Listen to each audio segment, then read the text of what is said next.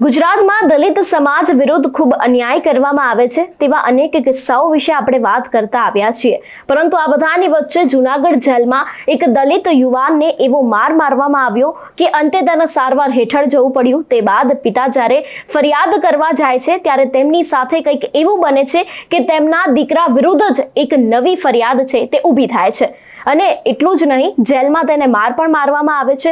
શું છે સમગ્ર ઘટના જોઈશું આ વિડીયોમાં। નમસ્કાર, હું હંસિની અને તમે જોઈ રહ્યા છો નિર્ભય ન્યૂઝ।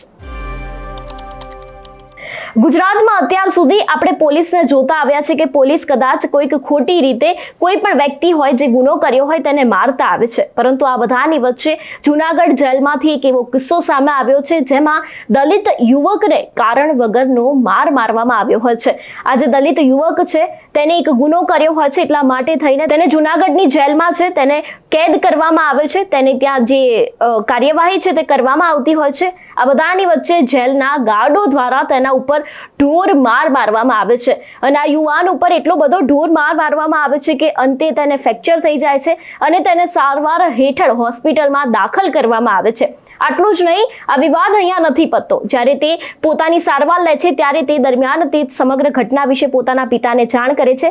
તેના પિતાએ ઉચ્ચ અધિકારીઓને અરજી કરીને પોતાનું જે આ ન્યાય છે તેની માંગણી કરે છે।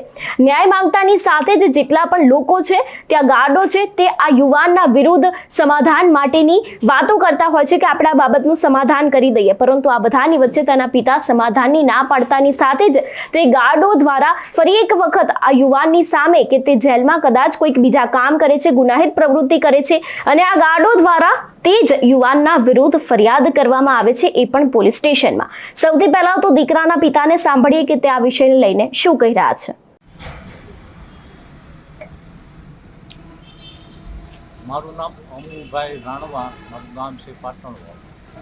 આજે આ સોશિયલ મીડિયામાં વિડીયો બનાવવાનું કારણ એવું કે મારો દીકરો ઓળખમાં જૂનાગઢ જેલમાં હોય અને મારા દીકરાને ઢોર મારણ હોય અને એના અનુસંધાને મેં વાડા સાહેબને અવારનવાર રજૂઆત કરી, છતાં વાડા સાહેબે મારા દીકરા પર ખોટો ગુનો દાખલ કરી અને મને અન્યાય કર્યો અને આ વાડા સાહેબ જાતિવાદ ફેલાવી અને આ વાડા સાહેબના ત્રાસથી અને 3 કર્મચારી 53 કલાકમાં સુસાઇડ કરું છું, એના જવાબદાર વાડા સાહેબ રહેશે।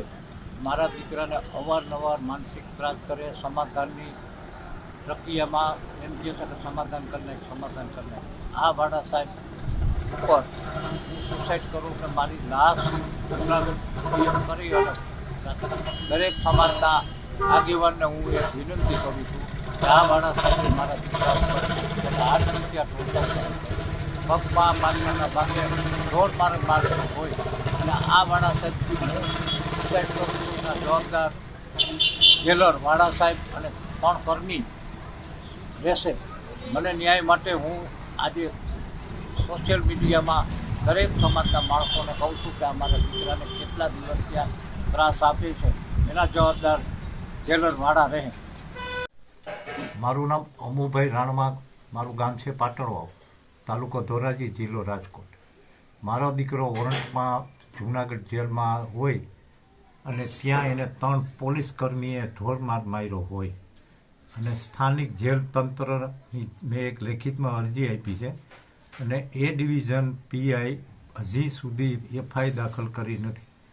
તો આવનાર હર્ષ સંઘવી સાહેબને હું એ કહેવા માગું છું કે આની તપાસ જેલની અંદર ચાલતા આવા ઢોરમાર મારવાની તપાસ સ્ટેટ મોનિટર સેલના વડા આઈજી નિલિપિત રોય સાહેબને આપે અને આની અંદર સત્ય બહાર લાવે અને મારા દીકરા વિરુદ્ધ ખોટો ગુનો દાખલ કરેલ છે અને મને ન્યાય નહીં મળે તો આવતા સમયમાં ગુજરાત નામદાર હાઈકોર્ટની અંદર હું ફરિયાદ દાખલ કરવાનો છું। આ બધાની વચ્ચે જ્યારે જૂનાગઢ જેલના જેલરને ફોન કરવામાં આવે છે તે સમયે જેલર પોતે સ્વીકારે છે કે 3 ગાર્ડો દ્વારા આ વ્યક્તિને માર મારવામાં આવ્યો છે। એટલું જ નહીં, વ્યક્તિને માર મારવાની સાથે તેની સાથે ઘણું બધું એવું ખરાબ વર્તન પણ કરવામાં આવ્યું છે તેવું અત્યારે હાલ જેલર પોતે સ્વીકારી રહ્યા છે। આટલું જ નહીં, આજે ફરિયાદ થઈ છે તેવા આક્ષેપો તેના પિતા દ્વારા કરવામાં આવ્યા છે અને જેટલા પણ આક્ષેપો છે તેને પિતા કરતા એવું કહી રહ્યા છે કે અત્યારે હાલ મારા દીકરા સાથે જેલમાં ખૂબ ખોટું વર્તન કરવામાં આવ્યું છે। આમ તો એવું કહેવાય છે કે જેલમાં કદાચ કોઈને પણ વ્યક્તિને મારવાનો કોઈ અધિકાર નથી અને આ એક ગેરકાયદેસર પ્રવૃત્તિ કહેવામાં આવે છે, પરંતુ હવે જેલમાં જ આ જે દલિત યુવાન છે તેને મારવામાં આવ્યો હતો અને તેને જ લઈને તેના પિતા જ્યારે ફરિયાદ કરે છે ઉચ્ચ અધિકારીને, ત્યારે તે ગાર્ડો છે તે આ દીકરાના વિરુદ્ધ ફરી એક વખત ફરિયાદ કરીને આ સમગ્ર મામલો છે તેને પતાવવા માંગતા હોય છે એવા આક્ષેપો છે તેના પિતા દ્વારા કરવામાં આવી રહ્યા છે. તમારું શું માનવું છે આ વિષયને લઈને અમને કમેન્ટ કરીને ચોક્કસ જણાવજો. તેની સાથે જ મારી ચેનલ નિર્ભય ન્યૂઝને લાઇક, શેર અને સબસ્ક્રાઇબ કરવાનું ભૂલશો નહીં. નમસ્કાર.